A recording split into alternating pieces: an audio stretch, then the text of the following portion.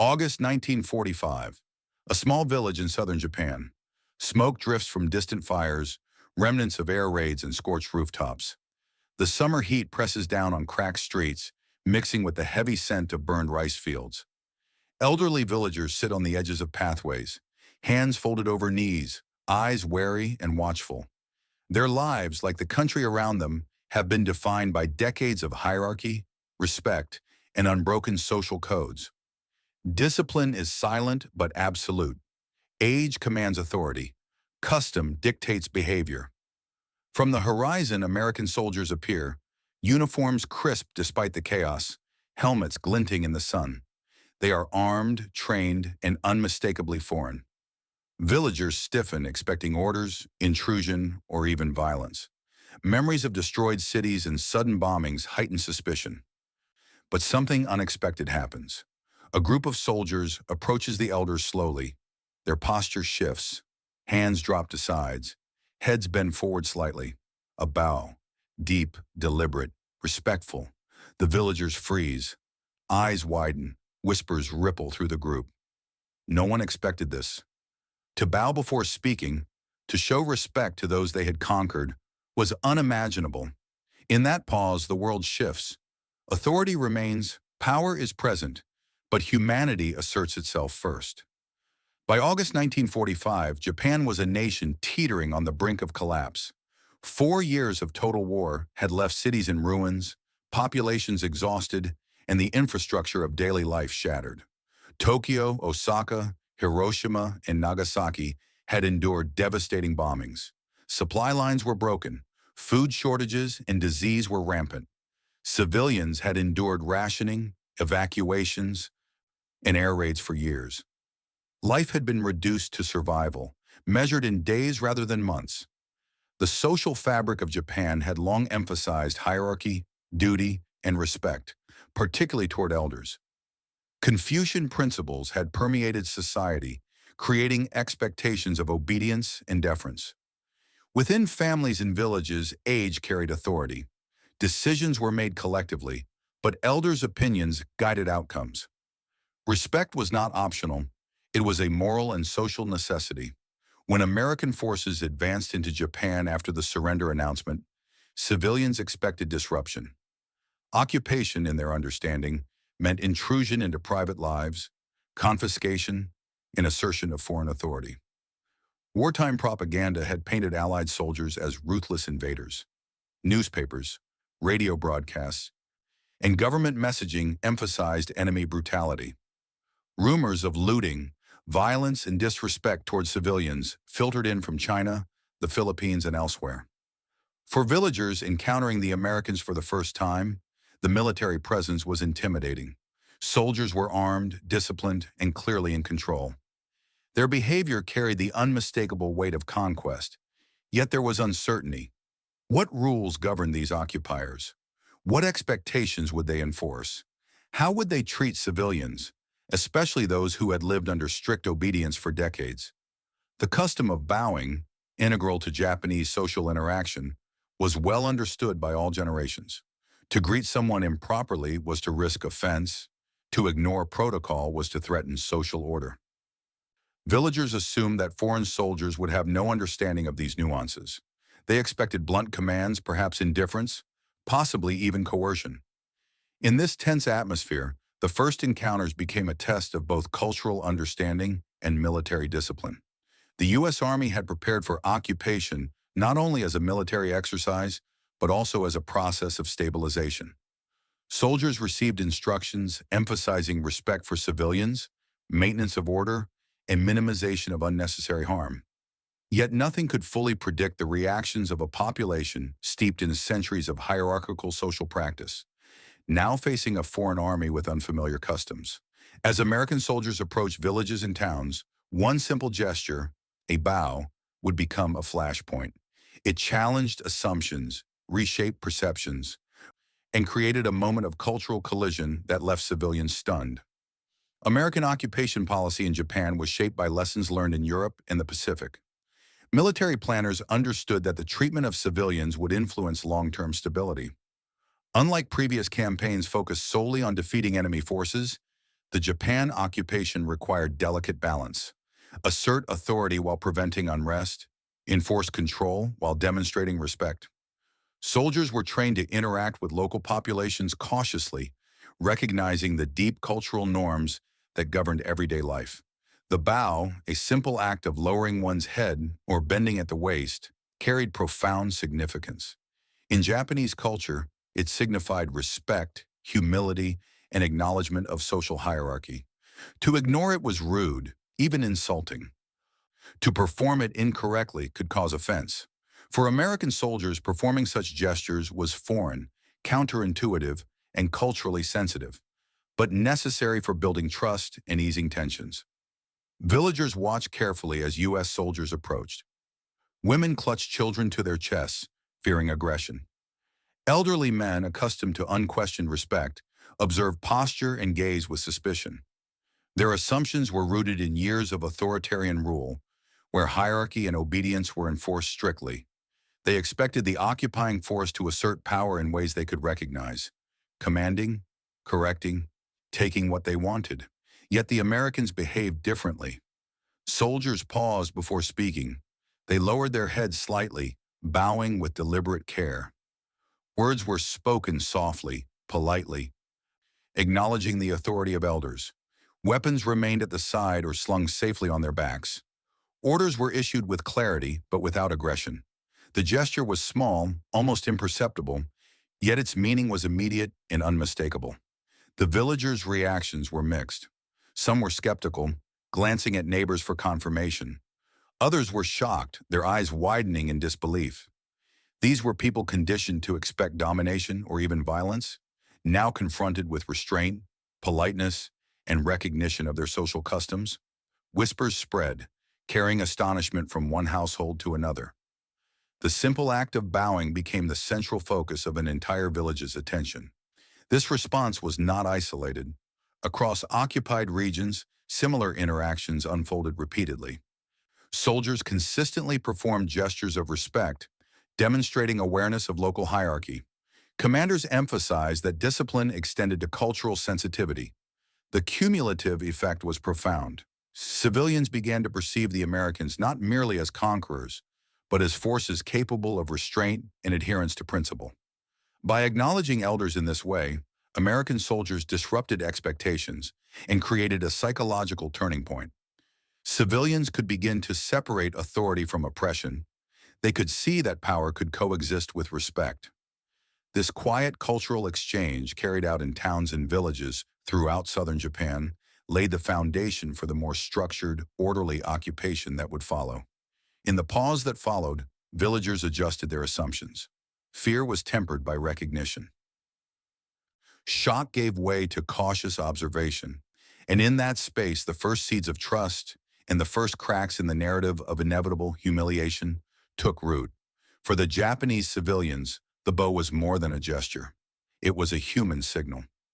After years of fear, hunger, and bombardment, personal dignity had been under constant threat.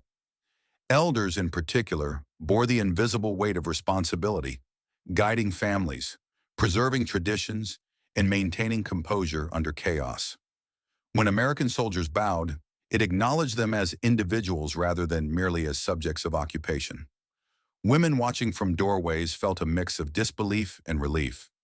Mothers shielded children instinctively, yet their posture softened as the gesture repeated across households. Some elderly men, stooped with age but not broken in spirit, initially regarded the bow with suspicion. Yet the consistency, soldiers bowing repeatedly, without condescension or mockery, gradually elicited a subtle trust. It was a recognition of their status, their humanity, and their authority in ways that words alone could not convey. The psychological impact extended beyond the immediate interaction. Civilians who had assumed that all power was arbitrary began to sense boundaries in this new authority. The human moment, a simple, deliberate bow, served as a stabilizing anchor in an otherwise chaotic environment. It reassured the villagers that while they were defeated, they were not erased. The psychological impact of the bow cannot be overstated. For civilians who had endured years of war, fear had become instinctive. Every interaction with authority carried the expectation of coercion or punishment. Yet when American soldiers bowed, it disrupted this conditioned response. The gesture signaled restraint, predictability, and recognition of personal worth. Villagers reported moments of disbelief, sometimes laughter, sometimes tears. It was a quiet shock, power exercised without aggression. This small act recalibrated expectations, creating a sense of safety in an environment defined by uncertainty. Over time, repeated experiences of respectful behavior reduced anxiety and facilitated cooperation. Civilians complied with orders more willingly, not because they were forced, but because trust, fragile but growing, had begun to form. The American commander's decision to instruct troops in culturally respectful behavior reflected foresight and strategic thinking. Leadership recognized that the success of occupation relied not only on force, but also on perception. Officers emphasized that respect for local customs would prevent unrest and encourage order. By integrating the bow into protocol, they created a standard that balanced authority with empathy. For the civilians, this demonstrated that leadership could enforce rules consistently without resorting to intimidation. Soldiers acted as extensions of a controlled, deliberate policy, rather than individual arbiters of power. This structural reliability reinforced the credibility of occupation authority. Making the bow more than a symbolic gesture, it became a tool of effective governance. Prior to the occupation, many Japanese civilians had internalized propaganda depicting Americans as cruel, uncaring, and morally alien. The bow confronted this narrative. Soldiers who demonstrated respect were no longer abstract enemies, but human actors capable of understanding and honoring local norms. This humanization altered perceptions, reducing fear, and opening the possibility for nuanced interaction. Civilians began to see that authority did not always equate to oppression, and that foreign power could coexist with acknowledgement of tradition. This shift had lasting consequences. It influenced how communities cooperated with occupation authorities, how they recounted experiences in personal diaries, and how they reconstructed social norms after the war. From a tactical perspective, the bow served an unspoken but critical function. It minimized resistance and facilitated smoother occupation. By signaling respect to elders, community decision-makers, soldiers ensured compliance across households and villages. The act acted as both a psychological pacifier and a practical tool. Elders, recognized as authority figures, became intermediaries who could guide younger generations, translating occupation rules and mitigating potential conflicts. This simple cultural accommodation reduced the need for enforcement through force. It created stability in volatile conditions, exemplifying how understanding and respect can operate as tactical instruments in military governance. The defining moment arrived quietly without gunfire or spectacle, yet it resonated deeply. In villages across southern Japan, American soldiers approached elders who had long been accustomed to absolute authority and rigid social hierarchy. These men and women had survived bombings, starvation, and the collapse of their nation. They expected occupation to be harsh, arbitrary, and demeaning. But as the soldiers drew near, the familiar script of fear faltered. Every movement was deliberate, controlled, and respectful. Helmets were kept level, weapons slung harmlessly, and hands rested naturally at their sides. Then came the bow, a slow, measured bend of the torso, a lowering of the head, a subtle acknowledgement of status. The elders froze. Their minds raced, trying to reconcile decades of expectation with the reality before them. In a society where victory had always been coupled with humiliation, this defiance of assumption was startling. Whispers passed through the assembled villagers. Why are they bowing? Eyes widened, hands tightened in laps, children clutched skirts. It was a moment suspended between disbelief and cautious curiosity. For some, the gesture sparked emotional relief. Relief that authority could exist without the threat of degradation. Relief that defeat did not necessarily mean erasure of identity. For others, there was a deeper, almost existential shock. Recognition that power could be exercised with restraint, that control did not always require cruelty. American soldiers did not pause to explain.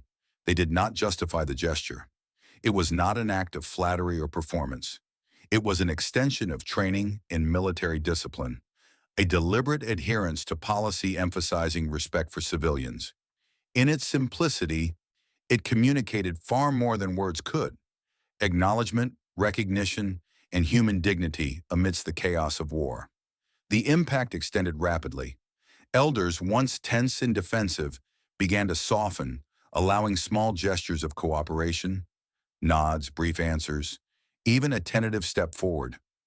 Women, previously watchful and protective, lowered their children's hands, sensing safety in the consistent, predictable behavior. The soldier's authority remained intact, but its nature had shifted. It was no longer solely fear-based. It now incorporated respect, predictability, and a recognition of humanity. The turning point solidified as these interactions multiplied. Across villages, the pattern repeated. Bowing became a signal, a quiet but unmistakable assertion that power could coexist with consideration. Civilians recalibrated their expectations. What had been assumed impossible now became the standard, and in that recalibration, the psychological landscape of occupation changed. The fear that had governed every thought, every movement, every interaction began to yield to a cautious sense of order. Civilians realized that authority could be predictable, that rules could coexist with respect, and that even in defeat, dignity could survive. As the days progressed, the effect of these small, deliberate gestures became cumulative. The bow, repeated consistently across encounters, began to reshape entire communities' perception of the American presence. Elders who had initially responded with suspicion and guarded silence now began to engage more openly. Their posture softened, their tone moderated. Respect, previously demanded by tradition alone, was now reciprocated by the occupiers in a tangible way. The psychological impact on the villagers was profound. For decades, they had been conditioned to anticipate authority as a mechanism of control, not of respect. To see it exercised with restraint disrupted ingrained expectations. They observed soldiers who could enforce orders, restrict movement, and oversee daily life, yet who still acknowledged social hierarchies with a simple bow. Power had become disciplined and deliberate, rather than arbitrary and capricious. This turning point was particularly visible during the distribution of rations and the organization of post-surrender civil administration. Where disorder and panic might have emerged, the predictable behavior of soldiers, tempered by cultural awareness, created stability. Elders, recognizing that their status was acknowledged, became intermediaries in the communities, guiding younger members and facilitating compliance. From a broader strategic perspective, the bow exemplified the deliberate fusion of military discipline and cultural intelligence. It demonstrated that effective occupation required more than force. It demanded understanding. Soldiers trained to recognize social norms, to honor traditions, and to exercise restraint wherever possible, created an environment in which civilian resistance was minimized, and cooperation became voluntary rather than coerced. The turning point also carried symbolic weight. To the villagers, the bow represented continuity, confirmation that while the nation had fallen, their personal and cultural identities remained intact. Small, familiar rituals persisted even under foreign control. The recognition of elders, through such a gesture, reassured them that certain core values were untouchable. Across the occupied regions, reports noted a remarkable trend. Villages where elders were treated with consistent respect experienced fewer conflicts, smoother administrative transitions, and less tension between occupiers and civilians. The cumulative effect transformed the immediate post-surrender environment. Trust, fragile and nascent, began to take root. Civilians learned to navigate occupation with caution, yes, but also with an emerging sense of security. By the end of the initial weeks, what had begun as an isolated act of courtesy became a defining feature of the occupation experience. The bow had shifted the narrative. Americans were not merely conquerors, they were enforcers of order, guided by principles, capable of recognizing dignity, even in defeat. For Japanese civilians, the moment of shock had passed, leaving in its place a complex understanding. Authority could exist without humiliation, control without cruelty, and victory without the annihilation of human respect.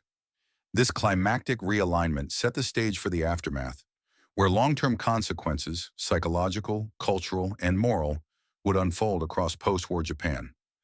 The immediate aftermath of these encounters was subtle but profound. Villagers, initially wary and suspicious, began to adjust their behavior in response to consistent displays of respect. Elders who had expected coercion or humiliation now found that their authority was acknowledged, even under foreign occupation. This acknowledgement allowed communities to maintain internal cohesion despite the upheaval surrounding them. American soldiers maintained order without resorting to intimidation.